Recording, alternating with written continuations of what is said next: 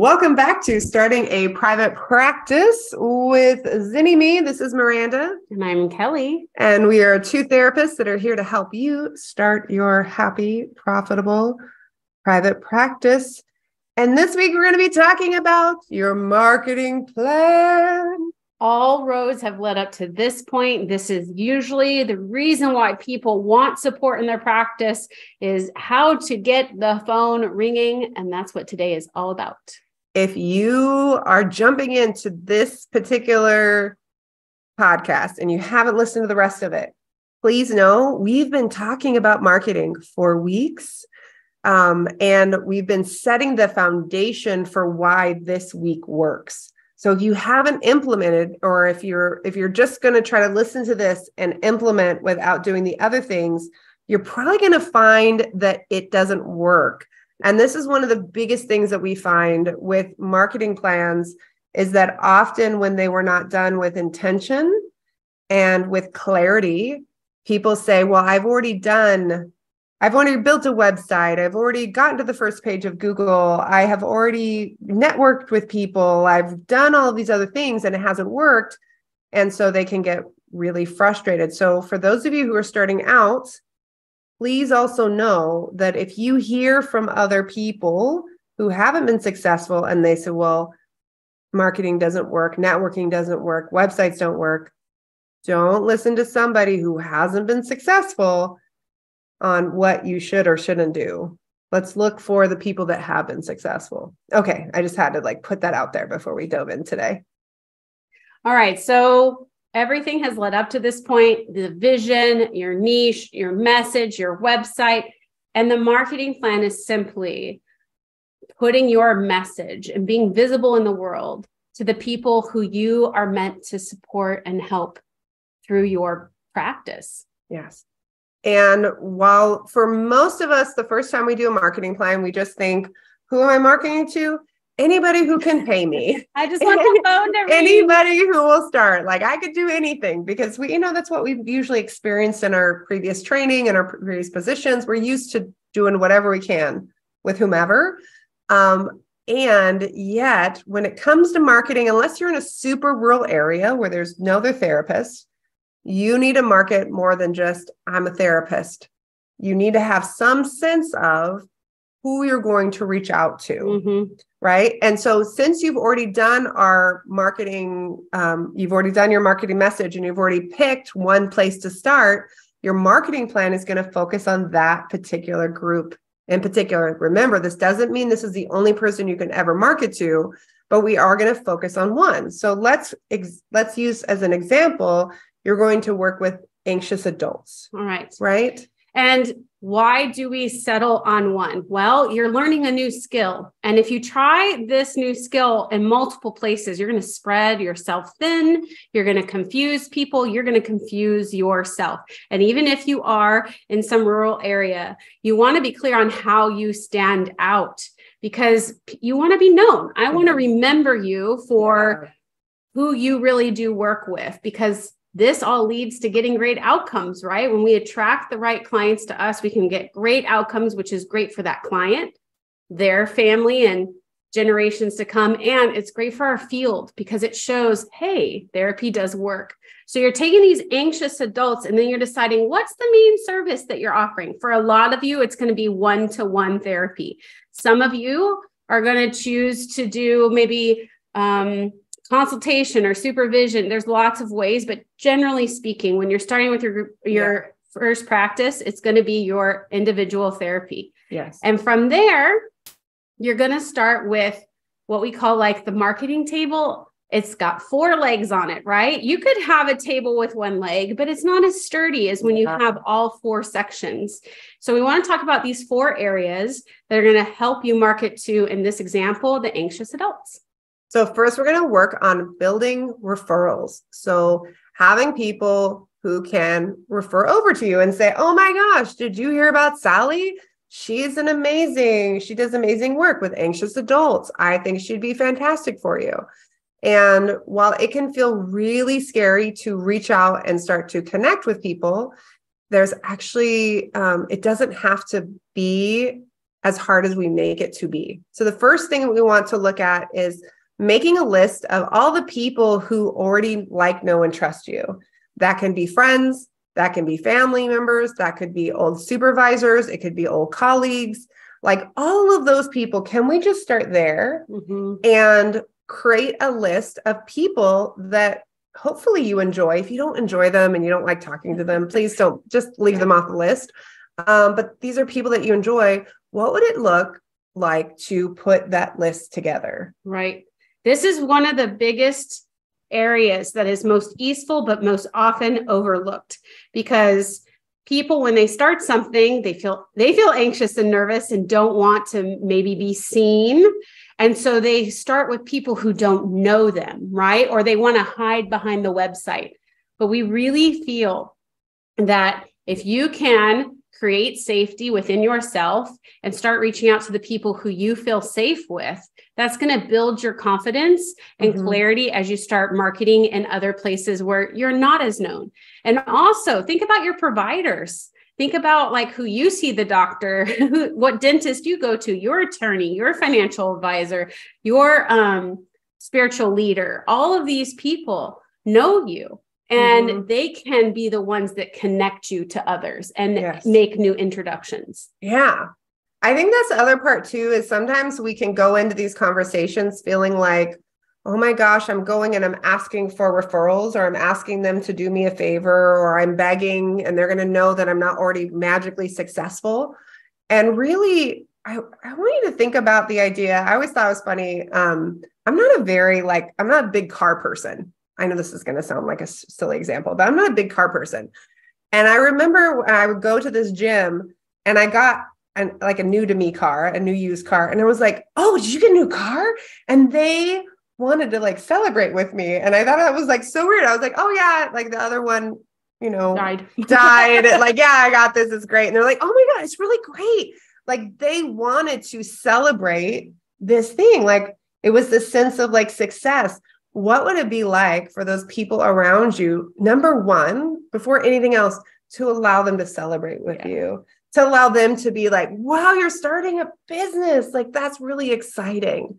Now, that does bring up just one thing. There are some people that like, know, and trust you who might be really fearful for you in starting a business. Yeah. And so those are some people that maybe we put at the bottom of the list. We want to start with the people that are going to be the most excited for you. Yes. So can we let people celebrate with you? I think that's first and foremost.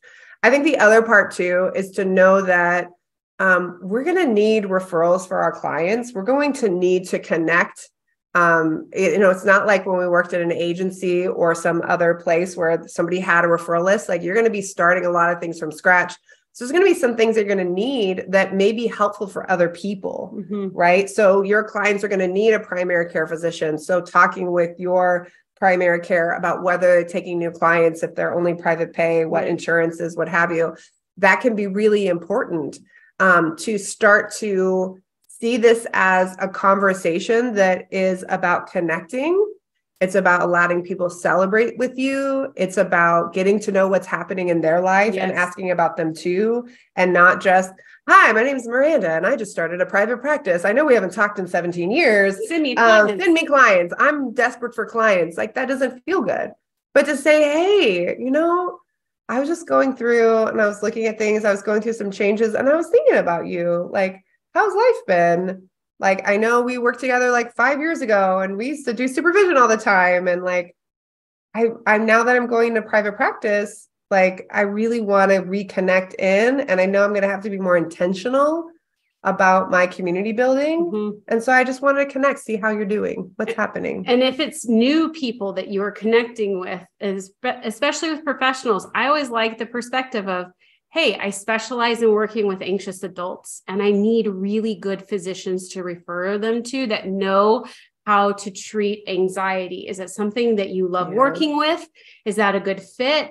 What does the referral process look like for you so that I can be sure that we collaborate on client care? Like that's a very different conversation than, hey, I'm an anxiety therapist in the building and I have openings. Do you see how it's just sort of like, well, there's no meeting in the middle. There's no collaboration. There's no getting support and getting to know each other. So this is building community. It's a long-term strategy. Yeah. You know, people will be like, well, I've met 5 people this month and nothing has happened. It takes time to build relationships, but the work you put in now will pay off in the long term. And that also brings up going to networking meetings and things like this. I always like coffee for friends. We've written blogs on this. I prefer to go out with people for fun. And I'd rather do like a Zoom call or a phone call to connect. And that's only after there's been some email exchange, or I'm really clear that, hey, I want to meet this person. Because a lot of times that can be happening when you're just meeting with everybody and giving everybody space on your calendar. It can be really exhausting. So when if you decide, right, again, when we're looking at this leg of the table of building referrals and connecting in with people, if you decide to do networking meetings, the goal is not to schedule 20 coffees. The goal is not to hand out 30 business cards. The goal is to make a couple of hopefully like moderately deep connections with people that you feel in alignment with from a value perspective.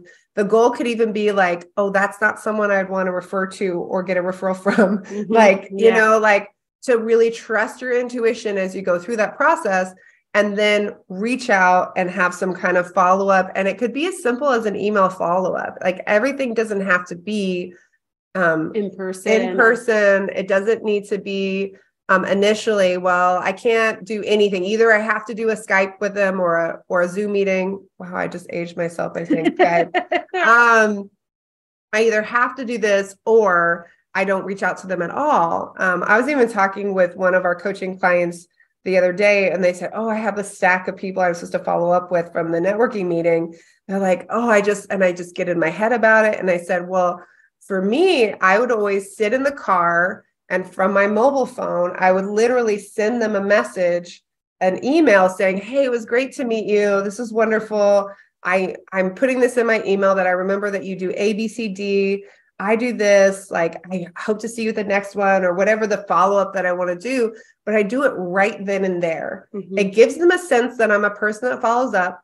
It shows that I really want to connect, and it also takes it off my to-do list, right? So I'd rather leave a networking meeting 15 minutes early and sit in my car and do those than put it on my desk and have it be something I never look at again. And once you start seeing clients, we want you to start finding out who their other providers are, where they get other kinds of care or services, and then maybe reaching out to those people, not necessarily to collaborate on treatment, but just saying, hey, I heard about you and your services. I'd love to connect. This is what I do. Tell me more about what you do so that I can refer to you properly. Again, it also, when you find out about physicians or psychiatrists that your clients are seeing, it is important to collaborate and care as well. So you have like this is where that intersection of great clinical care and also your marketing align. You get to make new relationships while also serving your clients better. So that's your first table, is building referrals. That's something you want to do probably weekly on a consistent basis, just because that's what relationships and new connections kind of take. Yes. So your second leg is going to be elevating your website ranking and findability. We already talked about your marketing message. We put together, hopefully, that one-page website. Now we're working on getting that website findable. Now, lots of things happen over time. There would be lots of things that you'll say, how can you get your website findable? You just pay for ads and get to the first page of Google. We don't find that to be a great long-term strategy. And for most people that are starting out, it's not great in terms of marketing budget. Because you're actually putting money on something you don't know how well it converts yet. It's all new. Your website is new and you don't even know if you have it locked in yet. Yeah. So you might be spending, $500 or $1,000 a month to find out what that looks like. So we would rather you work on doing things that have a like a win-win-win. So one of the things that we really recommend is blogging. Now, we're not talking about like you have to write crazy intense articles or a thesis. This is not that kind of writing. This is like conversations on how you can help and support. In fact, in our business school, we actually give people outlines of their first 6 blogs. And the blogs are things like, how to find an anxiety therapist in Oceanside, California. Right. And we're just giving people basic information. A lot of the information that is second nature to you and that you feel like everybody knows, they don't actually know. And when we put that information into blog format, it tells Google that we are really attending to our website, that we are an actual business. We're consistent. We're giving them consistency. We're giving them keywords that help the little robots to go through. Mm-hmm. And it helps Google really get to know us and go, oh, this is a therapist in private practice. Here's what they do. And it starts helping it raise up to that first page of Google. I do want to say this. I feel like we've been together since 2010. So whenever you're listening to this, and we have watched fads come and go in marketing. Mm-hmm. And we have watched blogging. People say, oh, you don't really need that. Yeah. You just pay for an ad or this. But the people who have blogged, and we have always held a consistent belief that has never wavered, that blogging is one of the greatest ways to organically, without paying money, get your website ranking on the first page of Google. And to keep it there over time. So you'll see this, and we'll talk a little bit, but like a lot of times people say, well, I just use Instagram or I use Facebook. And let me be clear. There was a time when this was actually before Kelly and I came together, when I first started doing coaching, and I'm like, oh yeah, you could just use Facebook if you wanted to. And then I watched Facebook go from a great spot where you could easily market your business, where everybody who liked your business would see whatever you posted, to them changing the algorithm and creating these things where you had to pay incredible amounts of money to get your website seen. These free places on social media where you might feel like you are marketing your business, they are not free. Right. They are not free. You are not in charge. They can change the game at any point. They can shut down your account at any point. Your blog and your website, they're yours. They're yours forever. And I want you to really consider investing into a spot where it doesn't shift and change, where you're in control. This is your house. This is your house. This is your house. Like, we're going to build your house. We're not going to build Instagram's house. We're not going to build Facebook's house.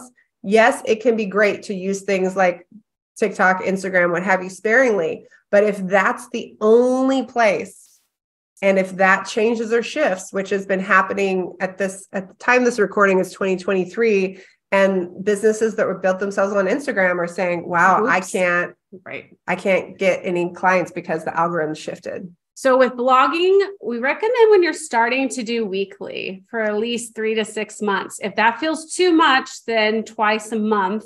And if you're a person who's saying, I can't write, I get stuck, Loom up and record yourself doing a video and transcribe the video into a blog, and you can have the video and the blog there.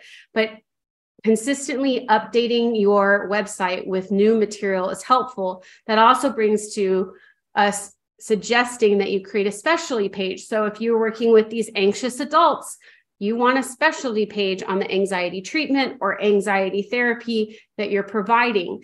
Again, it lets Google know, hey, I blog about this, I talk about it, I have a page on my website about it, and it shows people that you have an expertise and that you're demonstrating a connection to those anxious adults. Yeah, so we've talked about the 2 legs. We're building referrals, we're elevating that website visibility, right? Your SEO ranking, and then we're going to look at growing the website traffic. Now, obviously, what we do with our SEO can be impactful, right? That's going to, over time, grow our website traffic, but sometimes it can take several months to get to the first page of Google. So we need a way to get our website visible before Google is putting it at the top of the list. Right. One of the ways that we recommend this is sharing your website in other places. So for example, this could be on social media. And if you're a person who is saying, I am not doing social media, we do recommend you at least have LinkedIn, because it's going to help you with building those referral connections, because it's considered much more of a professional site. So if you want to connect with other professionals in your area, then that is a great social media platform to have. And it doesn't suck up your time with doom scrolling or anything like that. You can go in there and share your blogs, anything that you're doing on your social media. I think the other part too is people think, oh, I have a personal social media, but I don't want to mix any of my professional on there. I don't want to share this there. I know it's an uncomfortable conversation, but this is your life. These are the people that want to keep up with you. Like, it can be really beautiful and actually more beneficial for you to share on your personal social media than to create a whole professional social media and grow from that space. So even if you're just connecting in with other people, friends that you know, and sharing what you're doing in a blog, sometimes there are also Facebook groups where you can be a resource. Mm-hmm. So let's say there's a Facebook group for moms in your city, right? And there's a lot of anxious moms, and that's one of your like subsets of population. You could be in that Facebook group. You could look at what people are posting about, and maybe you write a blog in response, like, hey, I have some resources. Mm-hmm. And then you can let people know, hey, I did this blog and I did a guided meditation for any of the mamas who need that, who are anxious mamas. You can go and access that meditation here, mm-hmm. right? So here's a way that I could be of service for a group that maybe I'm even a part of, while also and give back and also be driving traffic to my website. Another cool thing is writing reviews as you're connecting with referral sources. Let's say you work with a psychiatrist who loves working with anxious adults too, and you collaborate with them enough. Write a review for them on their Google business listing. Actually, people think that that's weird. Like, mm-hmm. oh, but I shouldn't do that. But actually it makes you visible. It shows the collaboration only if it's authentic, right? Yeah. But like supporting other businesses, usually in kind, they may write a review for you as a colleague. And because reviews from colleagues are okay. But it's a great way to build connection when you're referral networking and for you to be seen and get traffic to your website as well. Yeah. Now, one of the other ways that we kind of fund for website traffic, and this is kind of like a twofer in terms of building your website visibility, your SEO, and the website traffic, is to create a blog series where you interview other professionals in your area. Like, I love this one. This can feel a little advanced. It can feel a little scary when you're starting out. In our business school, we like give you templates and everything, exactly how to do this. But you can reach out and say, hey, I'm doing a series on people that work with anxious adults. So I'm going to send you a series of questions. Here are the pieces so that I can do that. And then once it is published, then you send it over to them and say, oh, here's the information. Thank you so much. If you want to share on your social media, here are the pieces. So then that person's excited that they got featured. Now, they didn't have to write any content. They didn't have to blog. So they feel like this is an easy thing. They'll share it on their social media. Sometimes they'll share it on their own blog. And now you're getting link backs as well, which is really cool. Yeah. So now we're going to come to the fourth table leg, which is building visibility, being seen more in your communities online and offline. And one of the ways to do that, we do recommend directory listings. Not all directory listings are the same. You want to be sure that that directory listing aligns with your values. That's why we like Therapy Den so much at the time of this recording. Some people use Psychology Today. Some people choose not to because of some of their political stances. But directory listings, I recommend having a Yelp listing simply because you want to be able to see what reviews are done of you. And if you do create that listing, Yelp will want to sell you stuff. Don't buy anything from Yelp. Just do the free listing. Yes. A Google My Business listing is really good to have. And then maybe like a directory listing. If your association has any free directories, do them. And again, the Google My Business is free. Mm-hmm. You will find sometimes as you do add in these listings and directories, you'll suddenly start getting people who are like, hey, I can help you with your SEO. I can help you with this. I can help you with that. Some of those are legitimate businesses. A lot of them are not. Yeah. And they are deeply overcharging for the resources. Right. Sometimes like I see them charging $600 for something that you can get for $15, and you just don't know what they're actually talking about. And this is one of the reasons why we love empowering therapists in private practice so much, as opposed to just saying, well, just go buy this thing and it will do the piece of the, it will build your business from scratch. It's really important to understand some of these technical pieces so that you are not taken advantage of. Yeah. The amount of therapists over the last, since 2010, that we have talked to, that they are spending thousands of dollars on nothing or on things that actually harm their business because they didn't know. Yeah. And we want to empower you that you can know what's working and what's not. Okay, sorry. So just getting into that little piece of that, I think is really important. All right. So directory listings, again, the free ones don't pay. Some of them, unless you do something like Psychology Today, Good Therapy, those do have like a cost to them. There's some niche ones too. Therapy for Black girls, like Asian American niches. One of the best ways to find a directory listing that really makes sense is to search for your kind of therapist. Like search like you're the client and see if there's a directory listing that or is already at the top of Google. And maybe there's only 2 or 3, or maybe there's no men and you're the only man, or maybe there's only men and you're the only woman, like whatever that is. Look if there's a place that you can stand out and it makes sense. Another great thing that you can do is speaking in your community. Now, this may not be for everyone, but as you're referral networking, right, you're meeting these new doctors or attorneys, you could do lunch and learns, you can give talks, you can give paid speaking engagements, and be known in your community for your niche. And that will come out of looking for opportunities for speaking, but also in developing relationships with other businesses in which you could provide that as a service. Yeah. And again, educate them so that they could better refer to you. And a lot of you might think, oh my gosh, that feels really, I would have to come up with a presentation. That'll take me hours. Guess what? I'm going to tell you, especially in this example of anxious adults, if you just go in for lunch and learn and you just give people a guided imagery or meditation, and that's all you do, and you get them in their body, and then talk about questions, like that's it. You're better off doing that than coming in and speaking. Yeah, no thesis. Thesis presentation, no PowerPoint slides, just, I'm Miranda, I'm an anxiety therapist in Oceanside, California, and I know that the work that you do with front-facing clients in a medical office can be really stressful, and you're often taking care of other people. Today, we're going to talk about resources that you can use to take care of you in and out of the office. And so we're going to do some juicy breathing exercises, a guided imagery, and a little meditation. And hopefully by the end of this 20 minutes, you're going to feel ooey and gooey, but we'll check it in. We'll see if it works for you. How's that sound to everybody? Everybody ready to feel ooey and gooey? Yes. Perfect. I'm going to remember ooey gooey way over a slide deck presentation, right?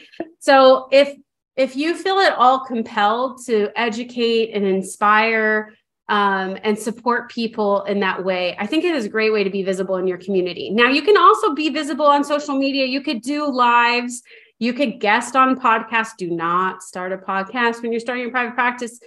Just be on people's podcasts and to start. So if your anxious clients love certain kinds of podcasts, maybe guest on those. And then you can also do something that we talk about a lot in business school, which is called HARO. That's called Help a Reporter Out. It's a way for you to be featured with journalists in other kinds of articles. So it's a weekly, or it's a daily email. It can get very overwhelming very quickly. Let me be clear. But it's a daily email that you can kind of scan through quickly, and it will give you some options. Say, hey, we're looking for therapists to talk about this issue, or we're looking for anxiety strategies, or anxiety therapists, we're looking for this. And you're like, oh, this is great. We recommend that you spend no more than 5 to 10 minutes responding to that inquiry. In our business school, again, we give you templates. We'll go over what this looks like, how to set up your email, and how to make it so it doesn't become a time suck. But it can be a great way to build your expertise, your visibility. You can then put it on your website that, like, as seen in Ober Magazine, Home and Garden, HGTV, or wherever you've been featured, as well as getting a link back, which helps with your search engine optimization. It tells Google, oh, wait, this isn't just any website, or this isn't just any therapist. This is a therapist that other magazines and other bigger places are pointing to. They're saying this person is a legitimate expert. So we're going to give them a boost. So with your building your visibility and growing the website traffic, those 2 table legs are something you're going to do about monthly. So there's all these different options that you get to pick and choose, but we really strongly want you to build relationships, get your website visible, send people to your website, and be seen in your community where your anxious adults are hanging out. Yes. That's the goal here of your marketing plan. And if you have questions about how long this is going to take, stay tuned for our next upcoming episode where we're going to answer the common questions about marketing and how to implement this plan. Until next time, y'all, remember we have resources for you. You can go to zinnyme.com/pod for amazing resources, some discounts, and all that good stuff. So bye, y'all.